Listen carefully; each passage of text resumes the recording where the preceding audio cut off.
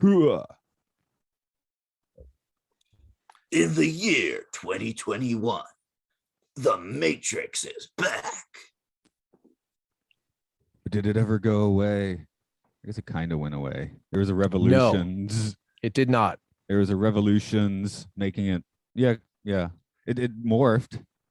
After rewatching this, I believe that I should have just assumed that Neo was alive the whole time. And I'll What get did into you it later. What did you rewatch?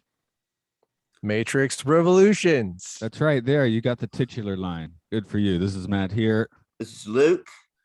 And this is Mark Malek, who started talking before I was introduced. I think it's more fun on podcasts when the guest starts talking before they've been introduced.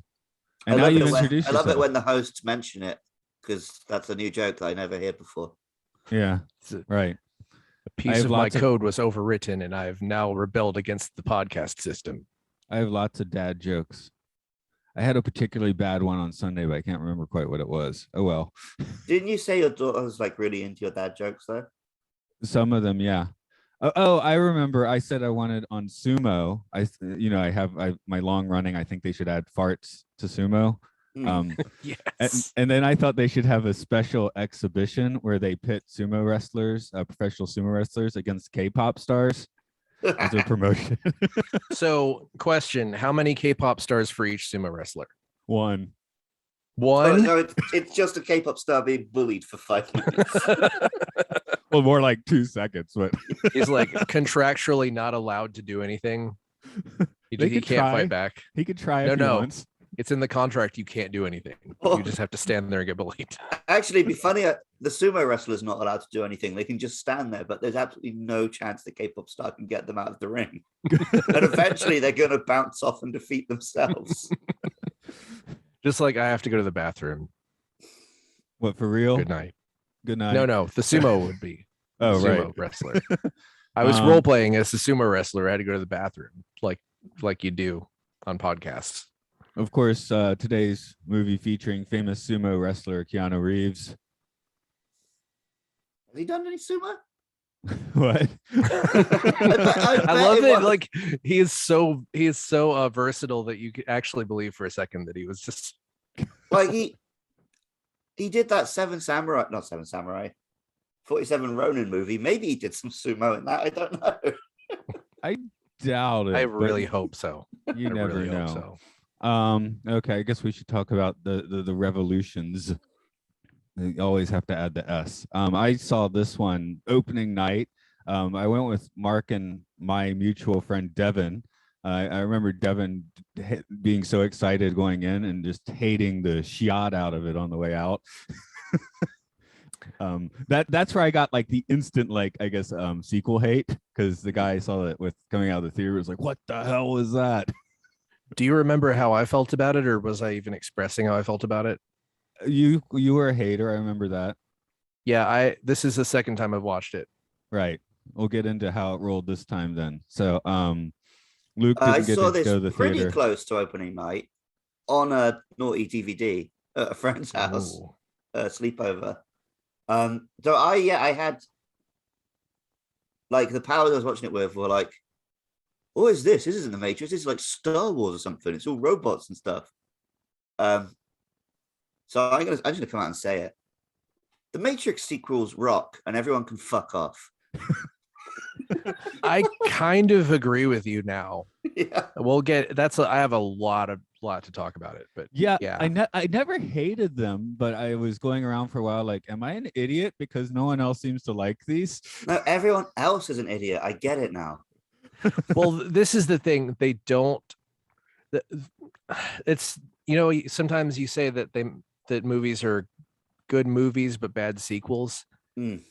These, if you take all three movies together, they sort of follow a normal movie structure, but none of them really do on their own. And The they're first one does, but then the other two, yeah. The first one is a perfect little package. The second one has what's arguably probably the most, at least the most intense fight in the film halfway through the entire trilogy, which is It's a pyramid. The symbolism is great. Doesn't work super great from a narrative standpoint, but also even rewatching it now, I was just overwhelmed by the tension of just like hundreds of Smiths running around. I can't not get excited about it, even if they look like PlayStation 2 now. A little bit. People talk about Matrix Revolutions like, oh, it's just one big fight. It's just a bunch. I'm like, yeah. well, this is the thing. Was it Weta who did the effects on this? Whoever decided to make all the digital CGI enemies a bunch of squids is just the most visionary genius person or people, because that doesn't age badly. That the computers do little squids really well, so you're just seeing squids, and it looks better now than any Marvel movie I've ever seen, and it's 20 years old. Well, yeah, you can screw up the squids and it's still okay, because we don't spend much of our lives hanging out with squids. Not most of us. I'm not a huge war movie fan, except for like Starship Troopers, and that should probably tell you where my politics are. But it still is a really good war movie. And this isn't like a Hoorah America war movie. This is the human race is not going to survive unless we kill these squids war movie. It's a bit different. Like, you couldn't get behind this without fucking up your politics. There's still a little bit of I still feel weird about the whole thing where I feel like we're sort of pushed towards wanting to just kill all the machines, and at the end you have to live with the machines. But also I think that's a better lesson now than it even was in 2003, which is that you can't kill everyone you're going to war with. I think we'll get into it later. There is, like, the point is that what they had to kill was just the hate itself, and Smith was the embodiment of hate. Right. And once they killed the hatred, they were okay. But yeah, 24-year-old Matt was like, what? They didn't blow up them robots? Well, the issue I had with it most is still a little bit of an issue for me, which is that almost none of the film is in the Matrix. That is true. Yeah, that would, but again, 2 and 3 are kind of like their own little piece, and that way you get plenty of Matrix. That's the thing. You get tons of Matrix in the second one, not much in the third one, which again, it's just a weird kind of abandonment of traditional film structure, which is fine. I enjoy it more now than I did then, because I just keep seeing Marvel movies that always build up to a bunch of stuff that is similar but not as satisfying. But obviously we're not going to be able to go into it in as much depth because we are 3 cis straight white men. But if you look at it from the point of view of the films, their primary purpose is to be a metaphor for being trans. And I think at this point in that story, it makes sense that the characters are not in the Matrix much, because they've all fully transitioned. The real world, right? Yeah. Before we go on too much, I guess you got the plot for us today. Yeah. Okay. Kind of. I just woke up, so it's going to be off the dome.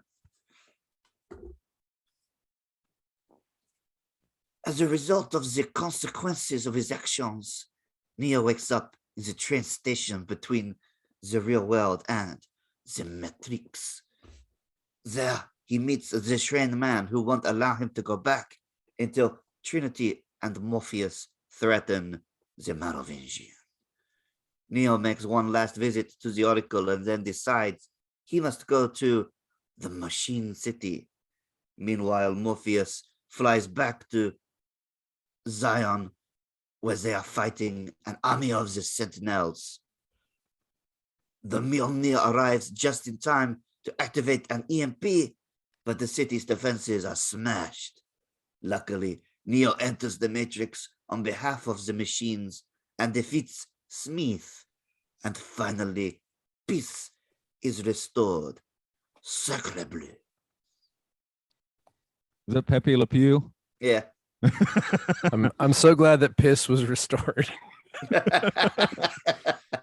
I pissed off my father once. I sent him a track which was "There Will Be Peace," right? But I sent it to him with the title that would be piss, and he didn't catch the joke.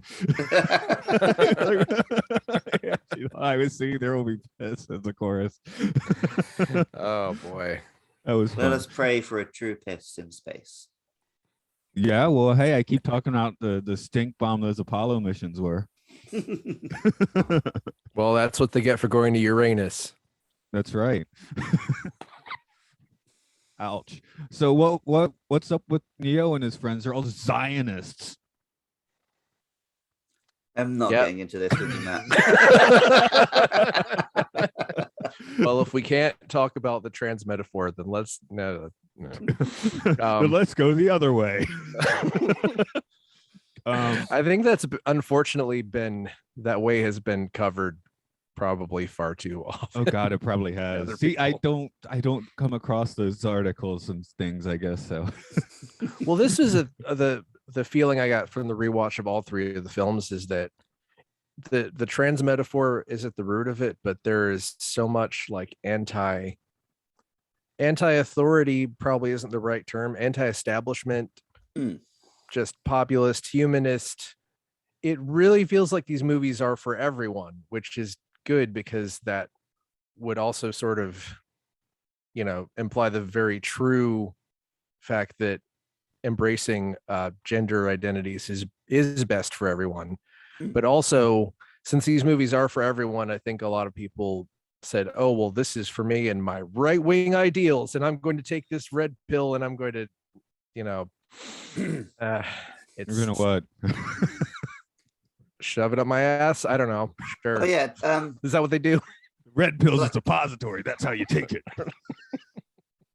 It's this whole thing we have at the moment where people who are absolutely not rebelling against anything, they're defending the status quo, have got it in their heads that they are the rebels who are fighting the system.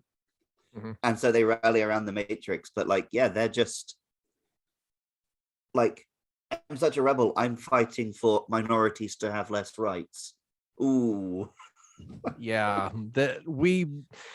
there is sort of I feel like there's an irony where films have been criticized for containing violent content and things like that for so long, but the real problem is that films have glorified rebellion, and they've really sort of given people over and over again an avatar who is the only person who knows what they're talking about, which is like just how you write a movie. But then people are like, well, I am not vaccinating my children and everyone tells me I'm wrong, so they're wrong, because if everyone says you're wrong, then you're right, which is a huge problem. Yeah. Well, me and Matt, we recorded a little while back Cloud Atlas, another of the Wachowski's films.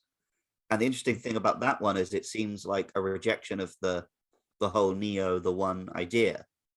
Because in that one, the message was that everyone just has to do their little bit and it will work out.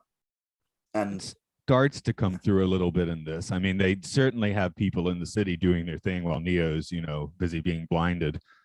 Yeah. Well, I'm sure that the ending is a message of compromise, even though at the time it was like, oh, Jesus metaphor, it's sort of easy to brush off. But I see the message as, if you see it as Smith represents just like, well, the people we're talking about, basically, people full of hate, then ultimately it's better for whatever Zion represents. It's also better for the system and better for the machines to get rid of those fuckers.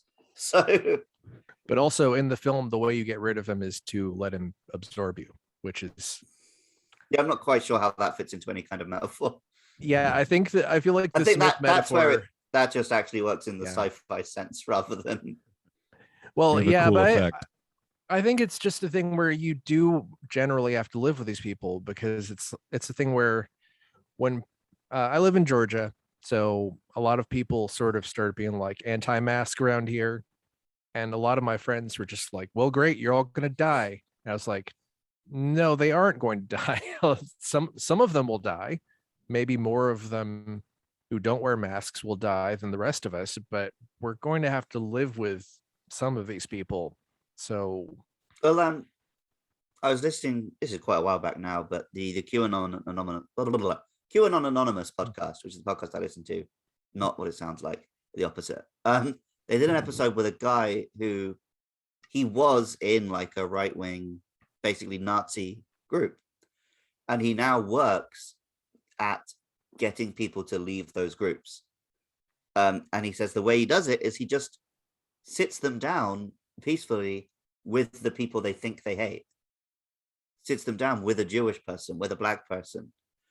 And that's actually how you end it, is you just show them like, oh, you don't hate this person. You hate aspects of your own life and you've been given a scapegoat.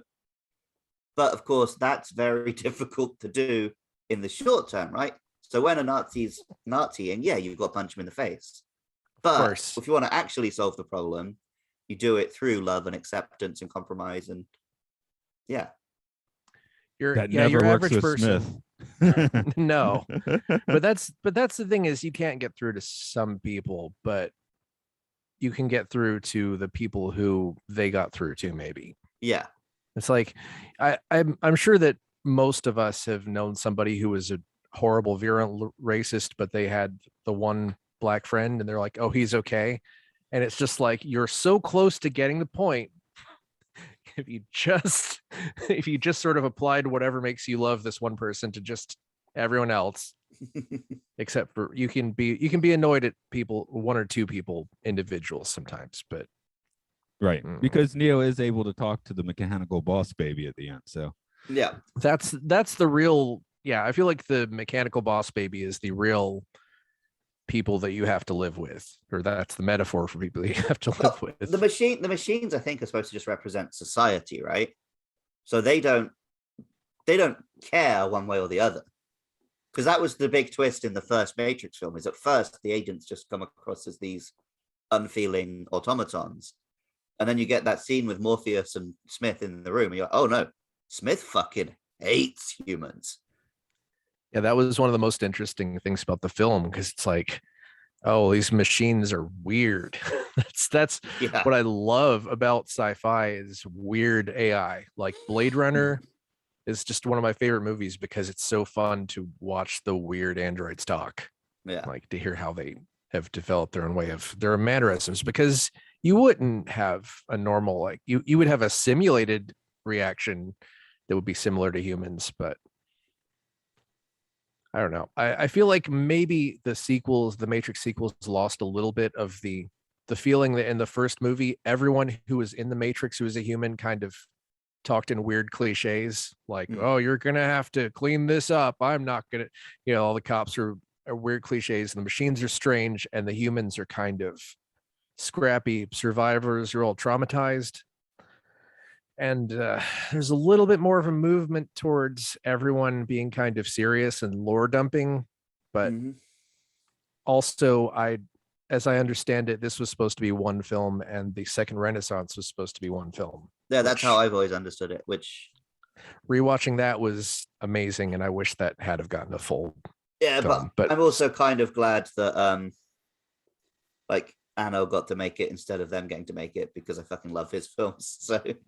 That's true. Yeah, I don't have much of a problem with the Second Renaissance as is, because I don't know if we did get that as a full-on live-action film. It would probably feel a little lacking. No, I just let that director make a full-length anime version. That's what I want. That's true. I think anime is underrepresented, and we're about to see a live-action Cowboy Bebop, which isn't really doable, but they did it anyway. Well, everything's doable. Even if it is doable, it's just unnecessary, right? The anime's fine. Yeah, people who like anime. It's like, why? I don't need it to be more. I don't need it to be live action for it to be more legitimate somehow. It's like there's someone in Hollywood who keeps saying, no, we have to make it real with humans. The one that really throws me off is the quote unquote live action Lion King. Right. How it's still animated. Haven't seen it. I haven't either. Oh yeah, I don't plan to. Yeah, but just the whole idea there, it's like we're making the live action version with CGI characters. Doesn't that mean it's animated? Maybe one or two of those backgrounds are real. I don't know. Anyway, yeah, we didn't watch that. We did watch Revolutions. Do we want to say anything about the actors? We already did do a great part, but there's another movie to consider now. I like Mary Alice, but I think she was miscast. Paint that out. Doesn't. The new Oracle. Oh, thank you. Okay, we said we get to that name when it was time, so there we go. It's time to talk about. I mean, she's great, but I just don't feel like she's channeling. It was like What was that Spartacus show several years ago where I really liked the first season, even though it's quite porny. And then the lead actor died, right? So they got another guy, and the other guy wasn't bad, but I didn't like the show anymore. Yeah, it's just a shame, but what could they do? I assume they didn't have a lot of time to find a replacement. Yeah, because they were Yeah. back to back, so it was kind of like an in production issue to deal with. Can we talk about the back-to-back thing? Are there any films?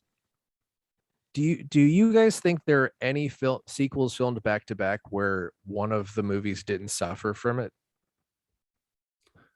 As a guy that's not a Lord of the Rings fan, does that count? Well, they didn't have to come up with the story, though, right? Yeah, good point.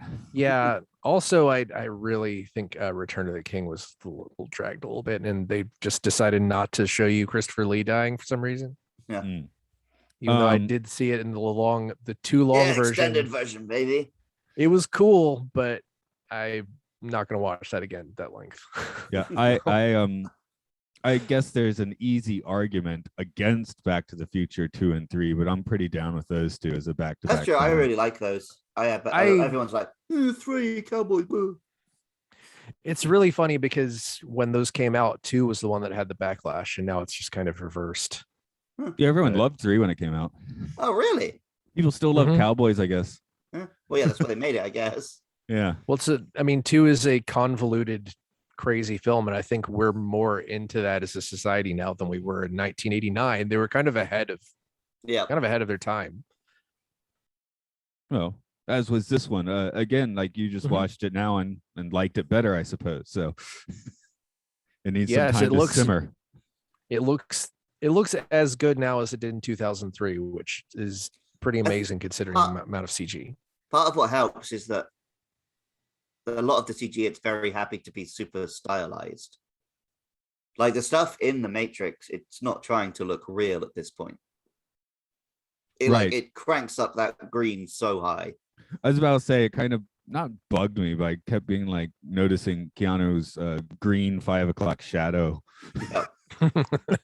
You're seeing the shaving Matrix. Yeah, really. Yeah, it was like the start of a Gillette commercial or something. You have shaved so many times that you can see the stubble on another man. Right. Yeah. So it was very green. Again, that might be because I watching on Blu-ray too, right? More like Green Ray, am I right? This film also, as mentioned before, benefits from being shown through a projector on film, but smooths out the effects. I watched it on Hulu and looked fine. I watched it on the Netflix. It was all good. Right. Morpheus doesn't. I mean, he's cool here, but he definitely isn't glam. So I think that goes, I guess, with all the metaphors and things too. But yeah, Morpheus seems kind of down and out in this one most of the time. I always forget there's that little fight at the start where they go to rescue Neo. And that is literally there because we have to give Trinity and Morpheus something. Yeah. but that's that another fight... Sorry, I was going to say that was another disappointment, I guess, coming out of the theater in 2003. It's like, hey, we barely got any Trinity and Morpheus, I mean, we did. They're just not in, tight black leather doing high kicks. Yeah. Well, upon rewatch, that fight feels like extremely vicious and aggressive, which is pretty cool. You really do get the idea that they need to get this guy out like right now. And they're just pissed. And I love in retrospect, I love how the Merovingian does a huge long speech and wants something that he's not going to get. They're just like, fuck you, I'm going to kill you. I'll kill everything. Yeah, that's great. Yeah, it's a good way to run with it. So we got that. The supporting cast, I guess it's a movie. Everyone's just here for the movie, but the smaller characters definitely. I was noticing they're generally relatively well defined. Yeah, it does a lot of that sort of Skull Island aliens sort of thing where it's just here's like a one sentence bit character just to give you someone to care about during all of this carnage. Well, that just happened. Like yeah, that. they managed to quite. give you a little girl to worry about, even though it's not even a real little girl. Yeah. But actually, can we talk about that for a second? Because when I first saw the film, one of the things that bothered me was that it was just obvious that they kind of crammed those characters in to make Neo care about machines a little bit. Hmm. But now that I rewatched the whole trilogy, it's like it's so obvious now that it's just the Oracle and the Architect playing chess the whole time. Hmm. So anything that's sort of like a convenient plot device works because it's like the Oracle just put them there. Well, I kind of like, and you get a lot more of this if you watch Second Renaissance as well. Like there's a part of the machines that do love humans. Like they could have built the Matrix and used sheep, but I think they used humans to keep us alive. Yeah, a couple of those Animatrix shorts, like the last one especially, it was just I could not believe. I barely remembered how they end it. Have you guys rewatched that yet? I No, haven't I gotten think we're back to doing it that yet. next week or so. Well, I watched it last year or so when we did the first Matrix film. Yeah, the last film, the way it ends is so unbelievable. I'll let people. I'm not going to throw a spoiler in here for it, but Yeah, we'll put a pin. I mean, you'll say it, I'll be like, oh yeah, I remember, but might as well be slightly surprised by it again, I suppose. Yeah. I'll just say it's hilariously dark, and it does really kind of get into how machines can and do love humans. I mean, Second Renaissance, you see like even probably about halfway through, you see like fun little wacky robots kind of like killing people, but they still are obviously just designed to look cute. Yep. Be careful. That's why design's important, which I guess I'm not saying we should go directly to design yet, but should we it's worth pointing out that when this came out, it wasn't like one film, second film, third film. It was a like transmedia blitz, because I was watching the Animatrix, I was playing the video game, there was probably a bloody online ARG that we were all taking part in. There was comic books. It was, and like you said last time, there was like 5 different making of documentaries on the TV. Everyone was just living and breathing the Matrix for this whole year. I was so hyped for Matrix Reloaded. I was basically like, I was having kind of a bummer year, 2003, 2004. And I was at many points, I would probably have just said, I just want to live long enough to see the Matrix sequels. Like, it's just, I was like, I want them so bad. And Reloaded kind of, it was a weird feeling. The very first shot of it, my brain said, oh no, this isn't good. And I cannot tell you, I'm not really sure why. I think the cinematography changed a little bit, because if you watch all of them back to back, the first Matrix looks very kung fu, and the sequels look more action movie, or maybe even 80s action TV series. Kermit action. And I can't put a finger on it. There's more like quick zooms and things like that look weird, and now they look really charming. At the time, it was like, this is not the same thing. Well, it's Maybe not it's the just same thing. Because they were a lot more effects heavy. They probably couldn't just give you nice long shots of kung fu like they did in the first. Well, there's lots of daylight. There are lots of broad daylight fight sequences, which I don't think there were any in the first movie. Oh, you might be right. I think it's daytime when they go blasting away in the lobby. But it's indoors, like he means out in the sunlight. Yeah. You see the bullet dodging on the roof, but then all of the hand-to-hand combat is like in a subway or in a room. Yeah. Mm. Because it's basically just in a set where they can do kung fu all day. Yeah. Is that your dream, to be in a set where you can just do kung fu all day? Of course. Yeah. just waiting for the VR upgrade where I can just do kung fu all day. Yeah, the problem was it wasn't enough of my dream to keep going to karate. Isn't that always how it is? Doing stretches really hurts. I can't be asked. Hugo Weaving's back after almost not being in Reloaded.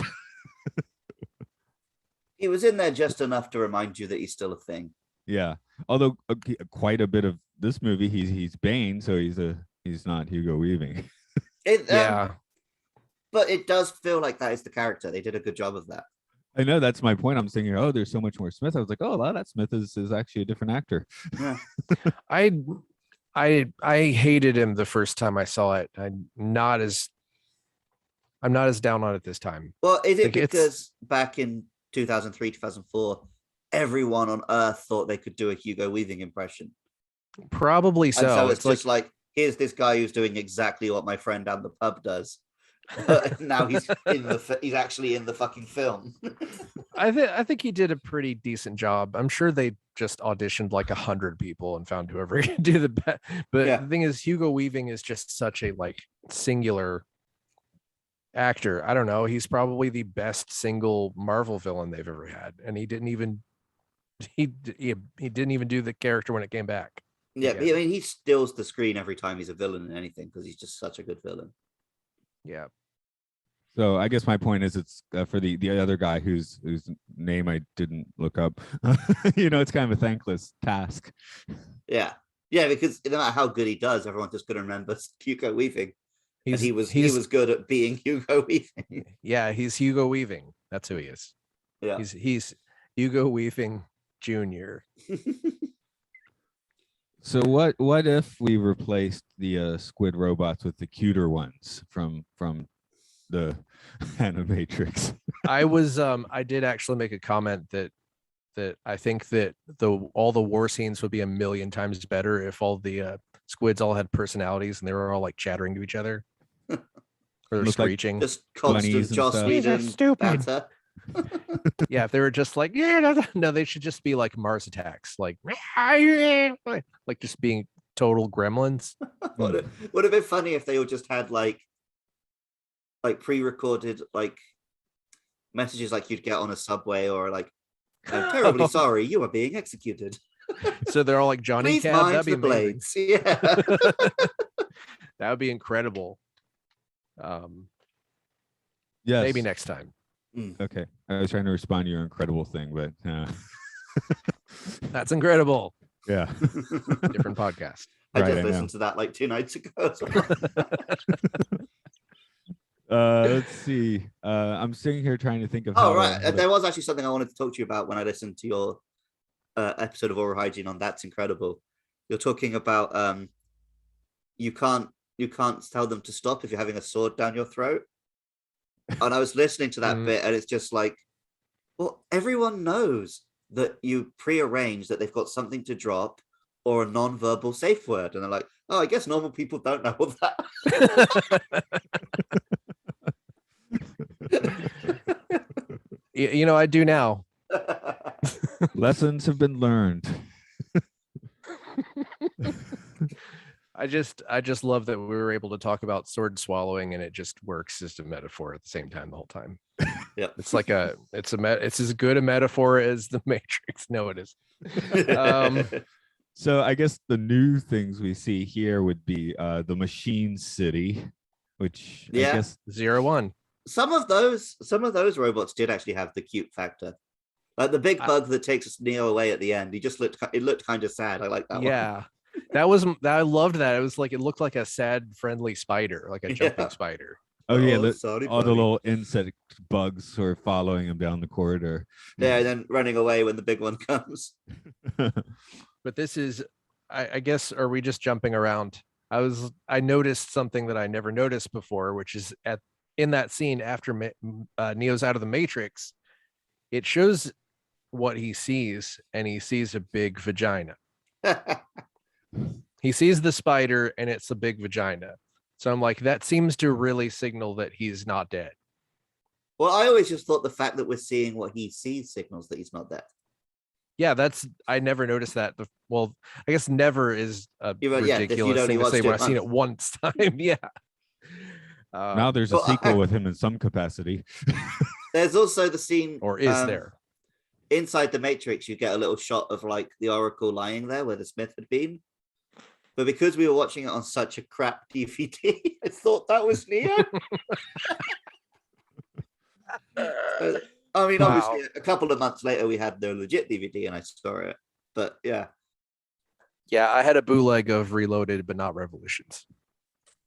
I did like the the sun shot I always appreciated. Even the first time I saw a movie, I did thought that was kind of cool.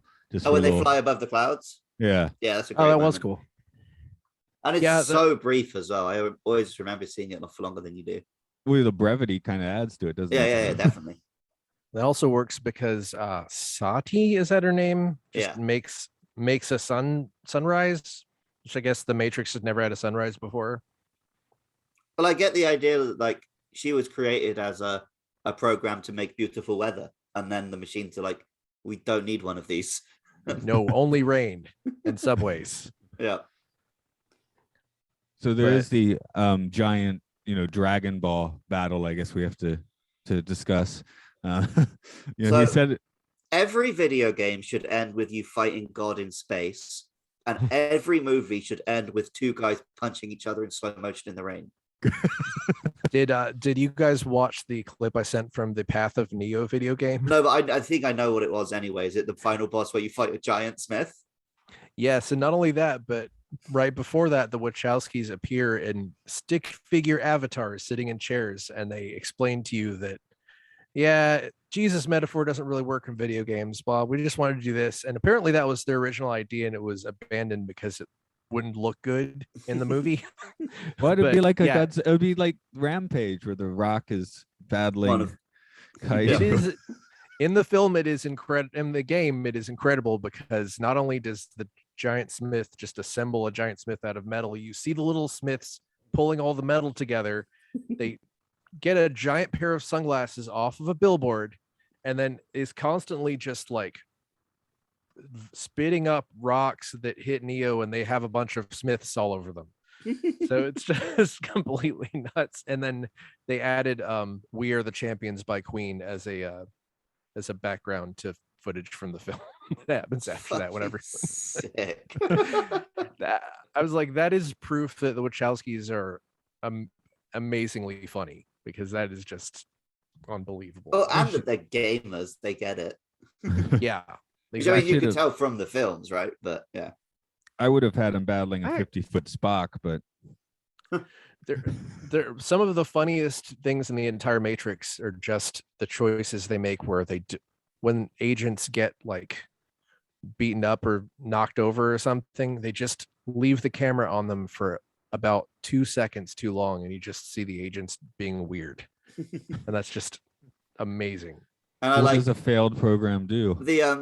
The Burly Brawl in Reloaded, and they've just got like bowling pin sound effects and stuff. That too. And like some of the Smiths are obviously just have no weight at all, and they just fly up, and it's great. Yeah, great they stuff. acknowledge, I guess, by flying up. So maybe in that Reloaded battle, Neo is supposed to just look like what does he look like again for 20 seconds? There's like a 20-second shot where he looks like a PlayStation character. Yeah. Right. There are a few little PlayStation things, but it's a simulation. Why wouldn't it look like that? I mean, he's moving too fast for it to load the textures. Yeah, he's clipping into walls and stuff, and See, that's what I would like to see from the new one, is if it really just goes into how, like, when video games get fucked up, nothing else looks like that. So I'd love to see just like a scene in the new movie where one of the agents' face doesn't load properly or something, like a Ubisoft character. I'd love to see Neo like find a way to speed run something, like just clip through a building and then end up somewhere else. Yeah. What if we are prescient and the whole movie goes creepypasta? In the second. It's so interesting, because in 2003, the only way we knew as a society how to play video games was you go through all these like complicated tasks. But now that there's the whole speedrunning community where you can watch someone kind of go through a certain pipe the wrong way in Super Mario 3, and they load the data point or they're at the end of the game suddenly. Things like that. Oh, well, speak for yourself, actually, because I was playing a lot of Pokemon on the Game Boy, and we were fucking around with glitches a lot in that back then. So, and figuring out how the game was programmed and how that let us do things. So, yeah. It was just way less mainstream, I think. I could go to Minus World. There you go. That was it.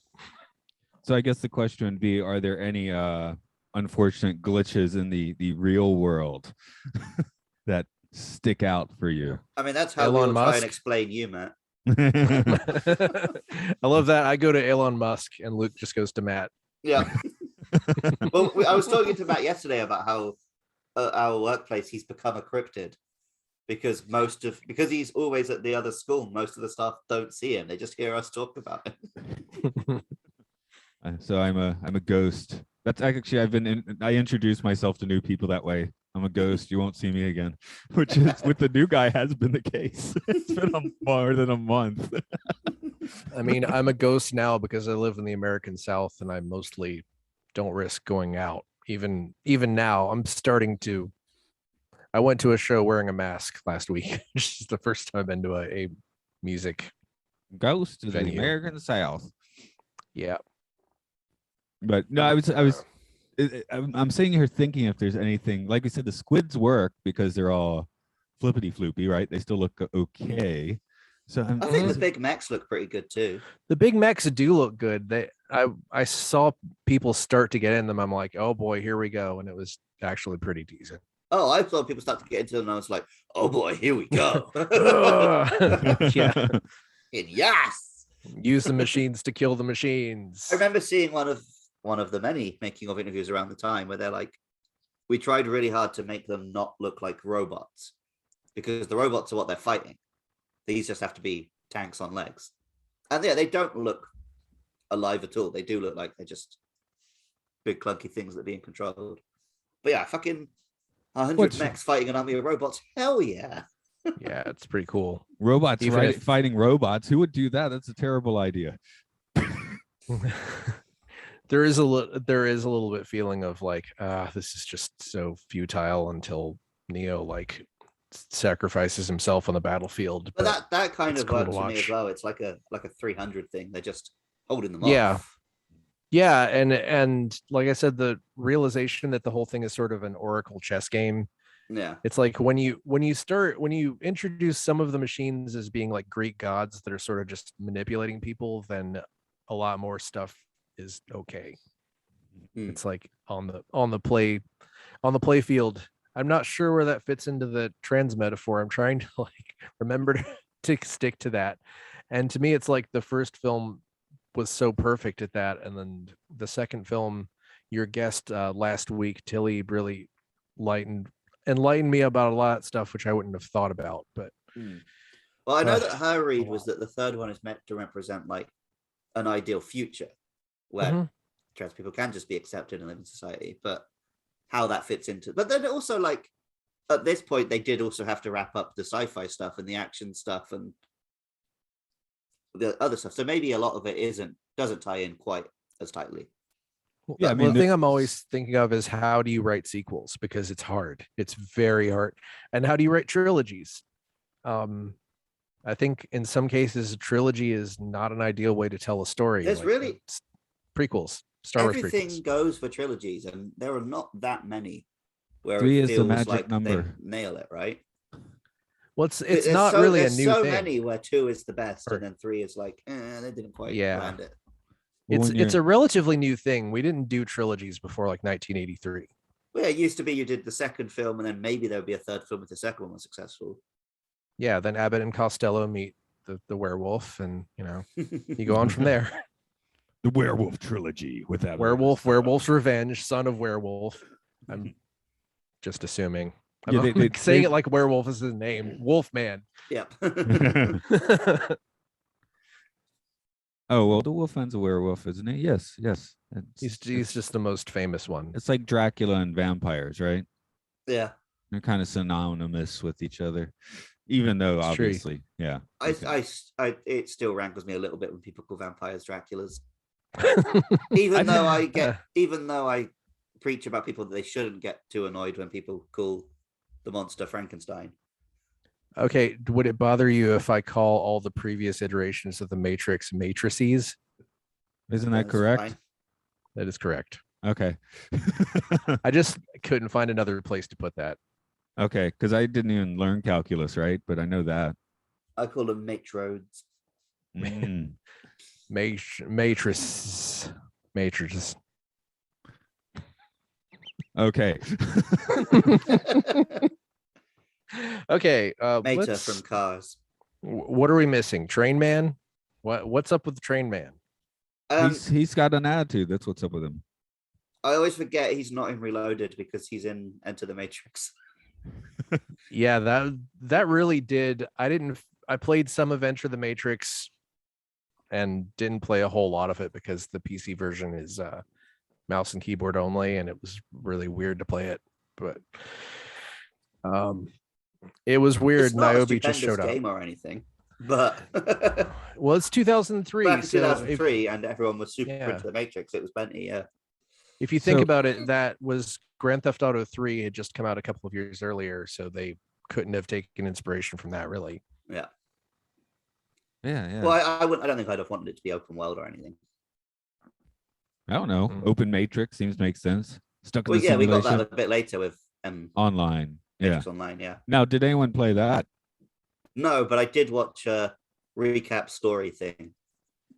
So basically what happened, as I understand it, is what happened was Morpheus demanded Neo's body back and the machines were like, no. So he started doing terrorist stuff and then they killed him.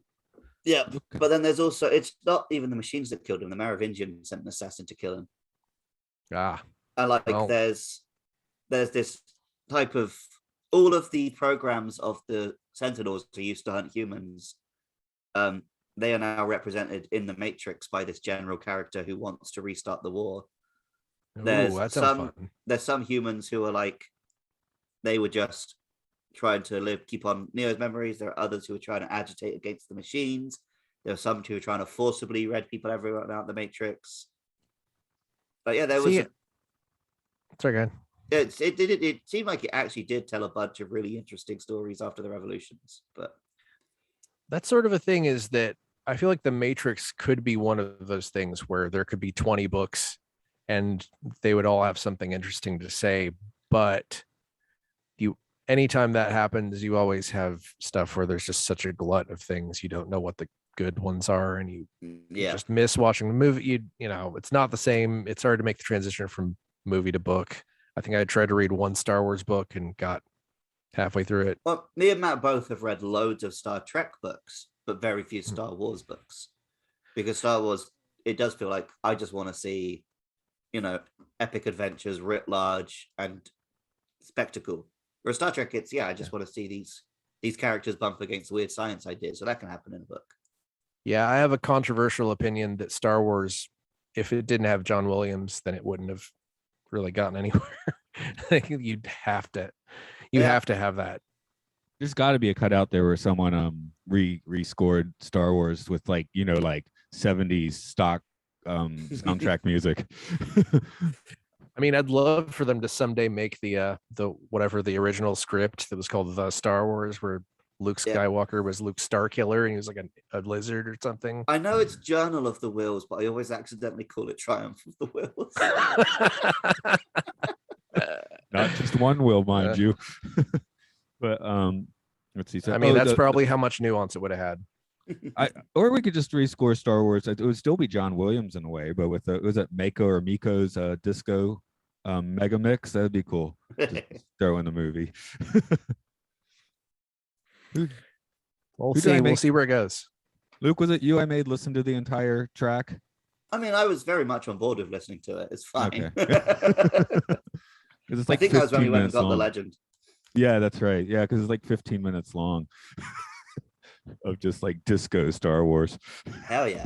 Well, yeah, the weird one was Rogue One, where it was scored by, I can't remember his name, a composer I like, but he kept doing the John Williams themes and then just taking them and making them go in ways you don't really expect, but it just feels really obvious, like dun, dun, dun, dun. Maybe that's part of why that whole film just felt like a fan movie that inexplicably had a huge budget. I'm not a huge fan of it because once everyone started to die, I was like, well, this is what we're doing. Yeah, it's just Halo Reach. Yeah, as I was saying, kinda is. they're dying from the start because they told you that in the first movie. Well, I don't know. I was like, maybe one of them could just get away, just to break up the monotony of constant death. No, we're gonna be real here. Everybody Thing is dies. It's speaking of everybody dies, the end of Matrix Revolutions I like really that rubbed me. Morpheus lives. That's true. But Neo and Trinity, it really bothered me the first time I saw it that the second film, it felt like Neo was super worried about Trinity dying the entire film. And then she just basically dies in a car accident in this film. She pioneers the wash death, basically. I feel bad about feeling like this because I think they honestly did a really good job of they light-handedly telegraphed that we're going to die, but then the actual scene was with all the whispering was actually pretty well done. And she kept saying, "You brought me back." So I'm like, okay, well, at least you're acknowledging that he saved your life already. And yeah, maybe I just was projecting my own anxieties over whatever the hell nightmare relationship I was in at that time. It is, like I brought this up last time, it is weird to think that all of these films happen over like 12 hours. Like the second, You mean second 2 and and third 3, yeah. ones. Yeah. 6 months for the whole thing, right? Yeah. Yeah, so they didn't know each other. It was a pretty short relationship in the end. Yeah. But again, she's meant to represent something else. So Yes. That's true. But I was again, sorry.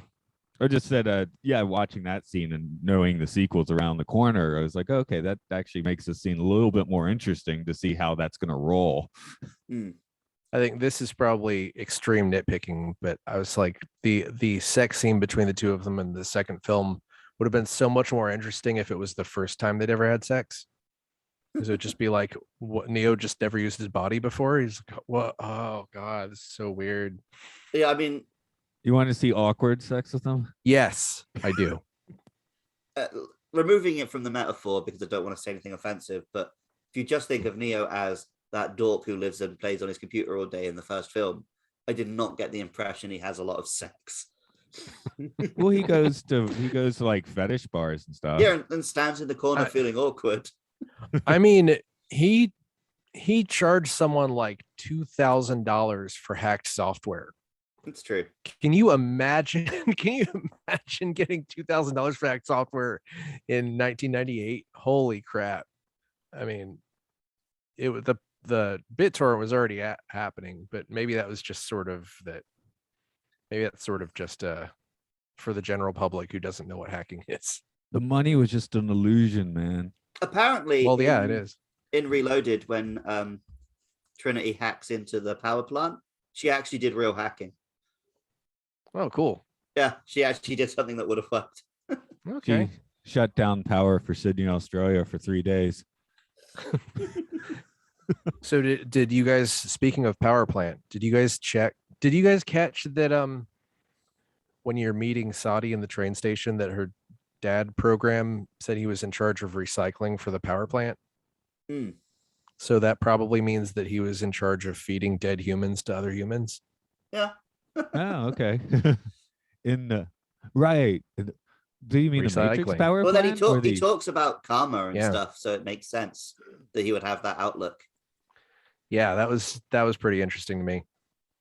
Like, because I'd completely rewatching these, I'd completely forgotten about the humans being fed other humans, which makes the whole peace thing a little bit weirder and harder to deal with.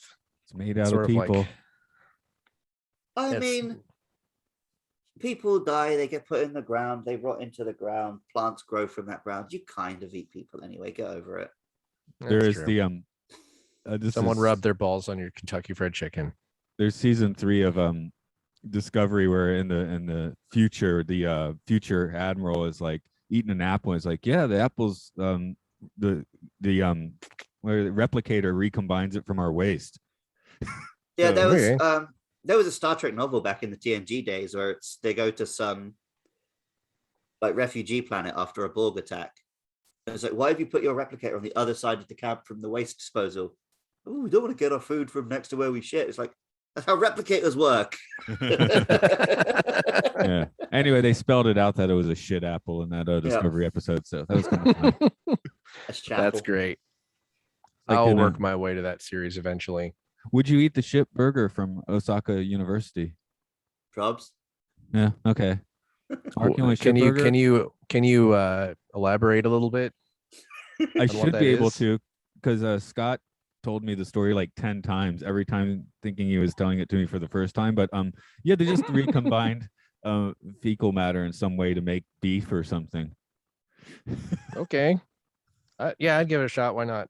It Okay, is rich of you to complain about that, Matt. I know. Hey, I only do it like 5 times. I only do it like 5 times before I realize I'm doing it again. Okay. Since I live in a different continent, I rarely hear a story more than once. Okay. See, that's how I should be heard on podcasts. Except I repeat a few podcast stories too. Yeah, Well, you you've- listen to all of his podcasts and you hear it 3 times. Yeah, you have told stories more than once in podcasts that I actually experienced in real life. Radio. Okay, so that my theory goes out the window then. Hmm. But I actually did find myself editing about a minute out of one yesterday because I'm like, oh no, I told that story too recently. Oh. I bothered to edit for once. Mhm. Any other? You big turn into Bill Clinton briefly then. What are you talking about? I'll bother to edit for once, Hillary. So, did anyone else catch this time that what Neo saw was yellow and the real world's blue plus yellow plus blue is green for the Matrix? No. Okay. That's all I've got is I saw that. Okay, you saw that. Cool. I just love how much they thought about. Yeah, it's a details film. Right. Yeah, for 'cause- sure. It's deep lore. And we shouldn't forget that they were also trying to make sort of a badass, sci-fi kung fu, right? Yeah. that, Well, that That's why I think, like I said this back on Reloaded, but I think the reason why for a lot of people the sequels don't land as hard as the first one lands is because the first one just nailed everything it attempted. Whereas the sequels, they're like, okay, we're going to lean into this aspect and we're going to lean into that aspect, but maybe it means we're going to sacrifice a little bit of this aspect and that aspect. I know, as maybe as I get older, I start appreciating things with weird, fuzzy corners more, like a few. Well, that's the main thing I'm discovering doing this podcast is I'd rather have a film that tries something weird and doesn't quite do it than something that just does the standard thing and pulls it off. Yeah, and then that's again why we've barely done superhero films here. Well, yeah, we haven't done the MCU because they've got a formula and they nail it every time, and it's like, okay. Yeah, I feel like they took some inspiration from these films. Not a tremendous amount, but there's definitely just in the way that the Matrix was the Star Wars of that particular era. Yeah, every film everything. took some.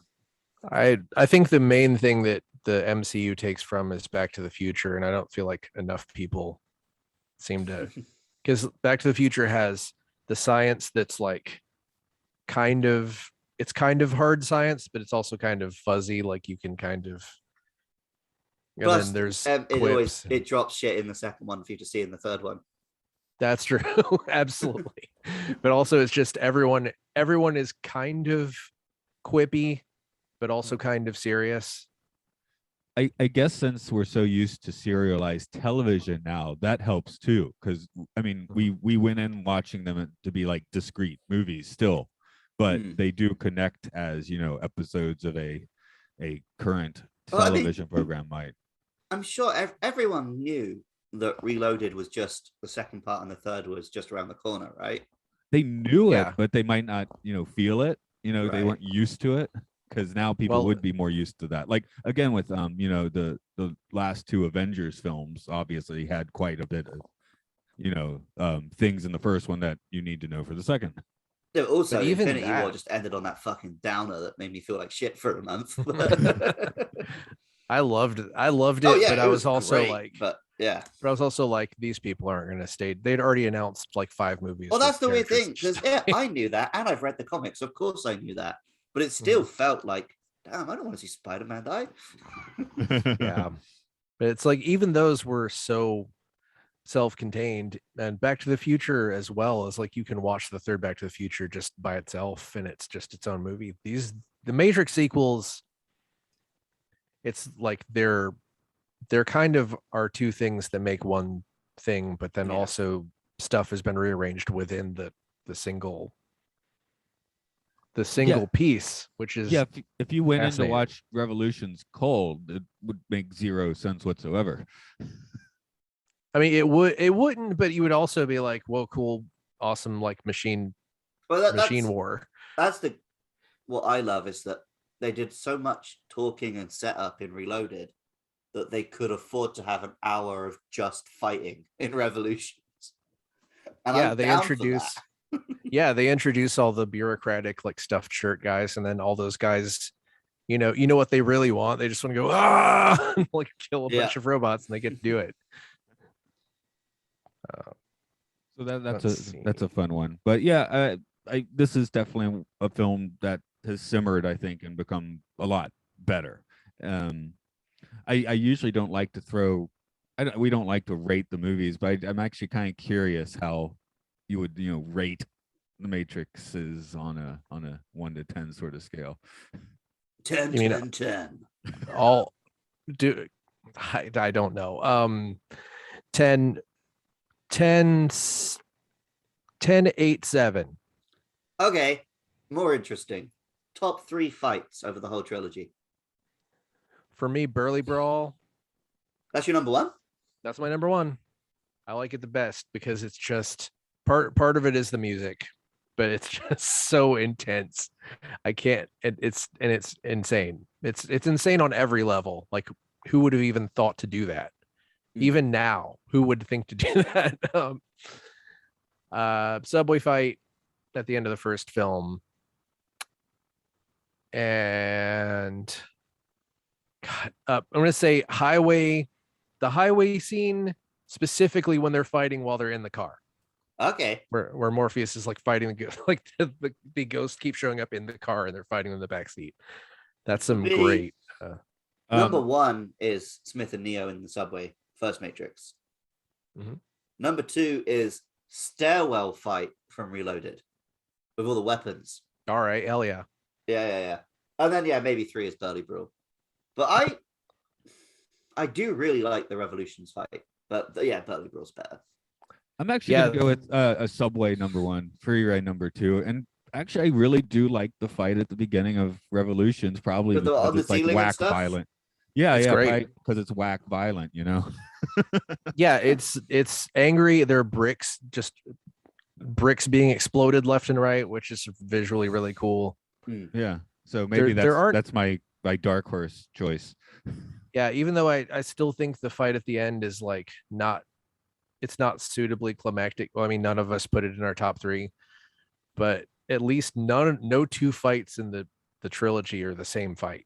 Right, a lot of movies we couldn't have this discussion, Yeah, even in the best kung fu, a lot of the best kung fu movies still have fights that resemble each other within them. I remember watching the Revolutions and being like, I can't wait till we get a Superman film that does this. And I have to wait like 10 more years. Yeah. I love the fights in Man of Steel, but I hate Earth. That film had me actively cheering for them to terraform Earth. I was like, General Zod. Yeah, I was like, General Zod is much cooler. And was the French lady was like, just let her terraform Earth. You trust Zod, you know what's up. Terraform me, waifu. That's senpai. Senpai was the word, not wife. Well, if you're talking to the French lady, I guess. I'm not the Japanese one here. Sorry, that's a confusing statement.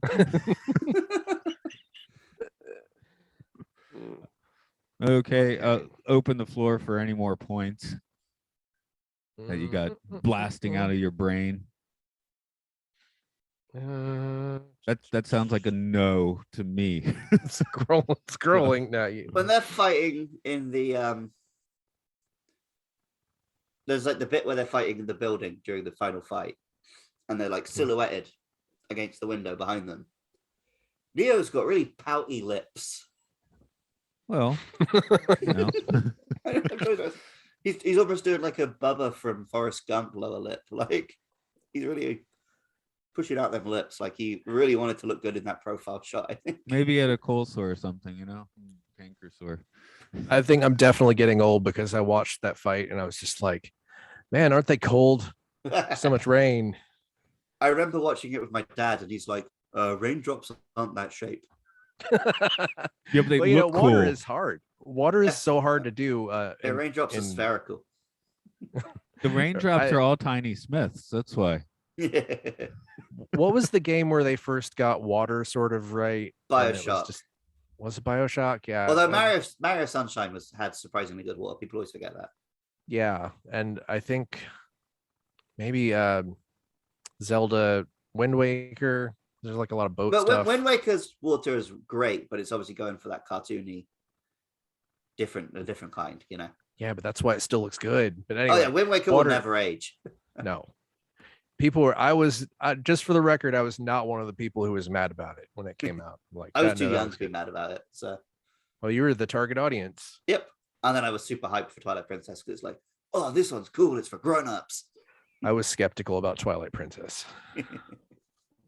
But I was also skeptical about Breath of the Wild, and then it's like one of my favorite best games game ever made. Yeah. Movie-wise, doesn't Life of Pi have a ton of CG water? I don't remember Life of Pi looking good though. Didn't see it. I'm not a big Ang Lee person. I did see Gemini Man for some reason, and it sucked. It was terrible. I think his hope was all right. Yeah, I haven't been through most of his films, to be honest. I just happened to see that one. So while we were talking about water, I was like, I get some water, I think. But I don't know what I'm talking about. Yeah. So it was cool when the water made a big sphere and then. Yeah. Although I did it like 3 times. Well, again, you just need to assume they're actually tiny Smiths, and it works better. I do love the just slow motion socking Smith in the face.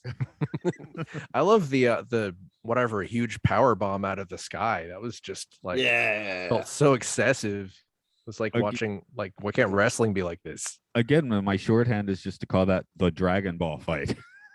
Yeah, and that's deliberate. And I think that's not you're not saying anything they weren't well aware of when they made it. Right. That felt so much more egregious in 2003 because Dragon Ball Z aired in the US pretty much from like 99 through 2002. So we'd all just watched it.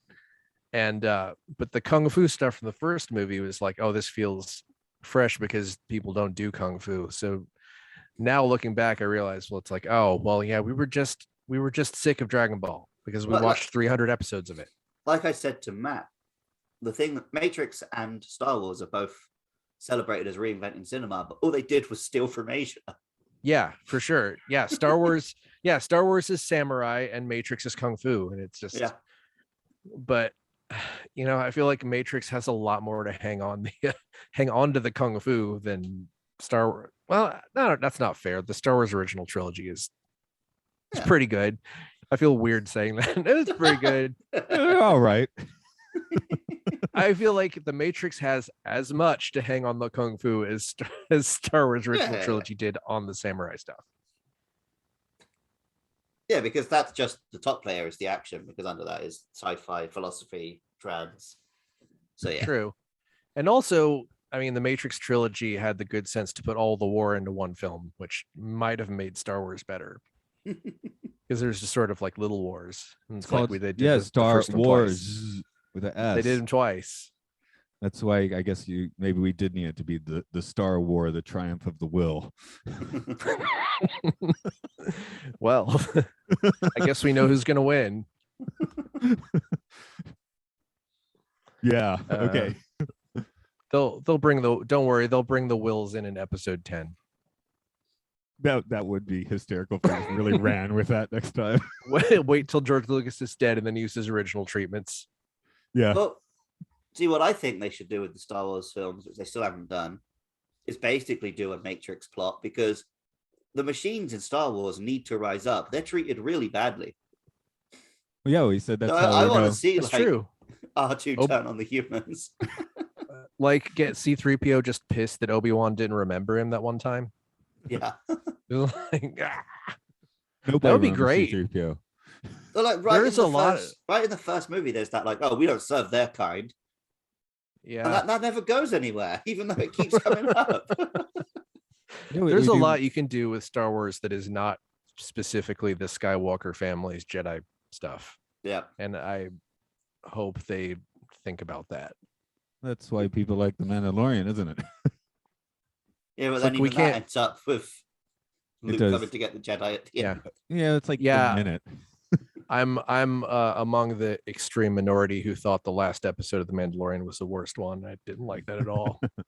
It's like the one where it was just Bill Burr in a tense standoff with Nazis in a cafeteria was like the best. Or Werner Herzog just being a creep. Right. But yeah, they can't even kill off the Skywalkers without making someone else be like, I'm a Skywalker now. I am the second one. That you Now can't be a there are second more. one, can you? Now there's two. I am two. Well, yeah, I'm two. Now there are Wait, two what? of There them. too? Huh? Yeah, they all died All right. except for Okay. probably some cousin. Mm. Who has a different last name? Star Killer. No, he's Darth Vader's secret apprentice from the game The Force Unleashed, remember? Oh yeah, that's right. They did use it, just Oh. not the treatment. He'll So, show up. Yeah, I guess we should wrap up because I have to walk out of the house before too long. So Okay. Also, we're just talking shit about Star Wars sequels at this point. I think we're done. Hey, I Luke- mean, what is the Matrix without comparing it to Star Wars? hmm yeah, That was actually not, that was sarcasm. no, you kind of Matrix is have great. to. No, I mean you have to compare Kinda- the two though, don't you? I mean, well, you don't have kinda to, but do. it makes sense to, yeah. We'll see what happens. I'm very curious and excited for the fourth one. And also, I'll just go ahead and say on record, the Animatrix absolutely destroys Star Wars visions. Huh. For That the record, sounds that's my opinion. likely. I didn't My see opinion. Star Wars Vision, so I couldn't argue. I forgot it with existed you. until you said that. I'll probably forget again when we hang up. It's fine, but it's not the Animatrix. That's all. Luke, use your plug. If you've enjoyed this podcast, you can find it on Twitter at MLSFS Pod, or also on Facebook, YouTube, Apple Podcasts, Spotify, wherever you can get podcasts. Make sure you get in touch with us, give us 5 stars, tell us you're enjoying it, blah, blah, blah. If you want to help support us, keep the podcast online, pay for hosting fees and shit, you can go to patreon.com/podcastios. And there you can find links to other podcasts that me and Matt create. And Mark, you just show up on those podcasts sometimes. Is that where we are now? I do. Also, if you're near Atlanta or want to come to Atlanta, the Buried Alive Film Festival is now happening in January 20th through 23rd at 7 stages. I will be running projection. Okay, and those dates are valid. It's a horror film festival. Yes, they're valid. It's not going to be online because we're philosophically opposed to streaming online. So it's going to be you show up. And I should mention, by the time this is airing, we've got 3 episodes of the Time Enough podcast Twilight Zone thing rolling, but not the ones that you guys are on, especially not Luke, who hasn't recorded one yet. Oh wait, no. Actually, Wait. that will be one for Mark because you did episode 2. Yeah, I was going to say. It's Oh, and I because guess by the time you're listening to this, I'm now streaming Pokemon games on Friday nights at 8 p.m. UK time. If you want to see that. Oh, fun. Wait, is that morning here? Fuck I rest. think it's I'll I'll figure fucking it 5 out. a.m. for me. yeah, when I'll you first figure it said, I out. was sitting there like, oh, Friday at 8. Wait a minute. Okay, Well, we're gonna blast you out of the Matrix, I guess. How do Every we blast it? podcast that has a beginning has an end. Is this the end of the podcast? nice. That was good. Until Matt ruined it. I'm leaving all that in. Cunt.